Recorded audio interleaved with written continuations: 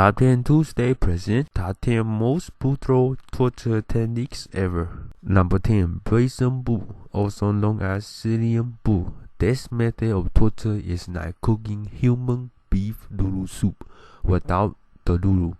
It's a solid piece of breast molded into a bull.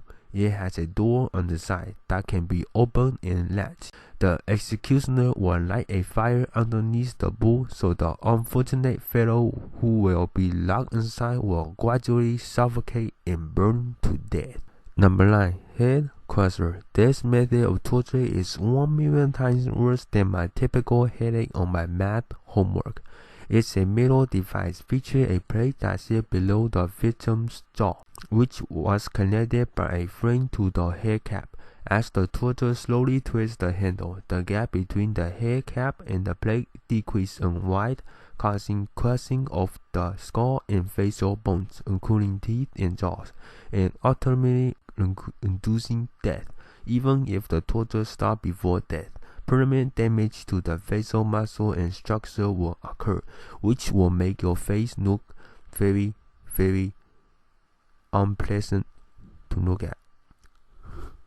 Number 8. Iron Maiden. This torture device consists of an iron cabinet with a hinged front and spike-covered interior, sufficient enough to enclose a human being.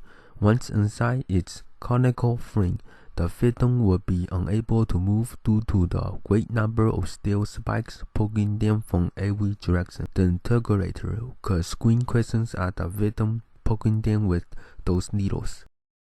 Number 7. Spanish Tickler. The name may sound like a fun toy to play with, but it's not. It's a type of torture instrument consisting of long, sharp icon spikes, curved so as to resemble claws. It was often attached to a handle or else used as an extension of the torturer's hand. In this way, it was used to rip and tear flesh away from the bone from any part of the body. This device was commonly used on thieves and unfaithful wives, who were tortured in this manner died not at the time but afterwards. Number 6. The chair of torture. It may sound like a typical chair that you have in your house, but it's actually a lot more worse. This chair is also known as Judas Chair. It was a terrible, intimidating torture device that was added to the dungeons in the Middle Ages, used until the 1800s in Europe. This chair was layered with 500 to 1,500 spikes on every surface, with tight straps to restrain its victims. So, yeah.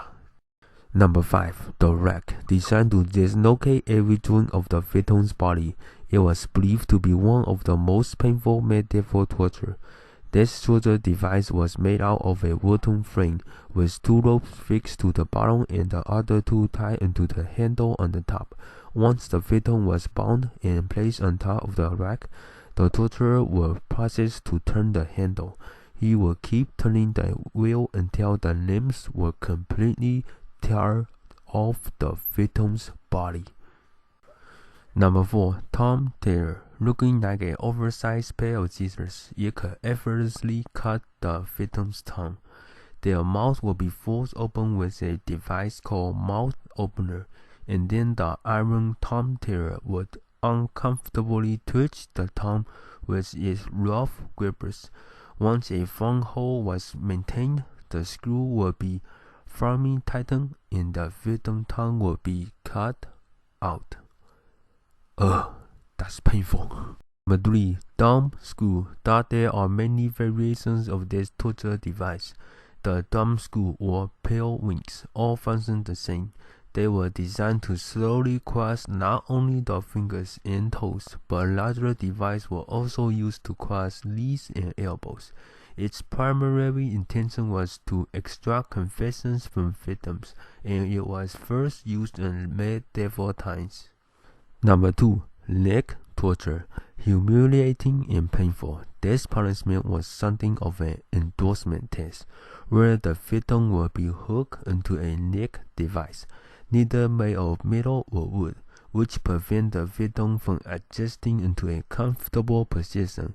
The cruelty of this punishment lies within the fact that they were unable to lie down, eat, or lower their head for days.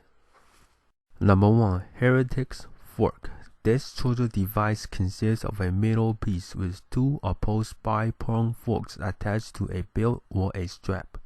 One end of the device was pushed under the chin and the other to the sternum, and the strap was used to secure the victim's neck to the tool while the victim hung from the ceiling or was somehow suspended so that they could not sleep. If their head drops, the prong will pierce their throat and the chest at the same time.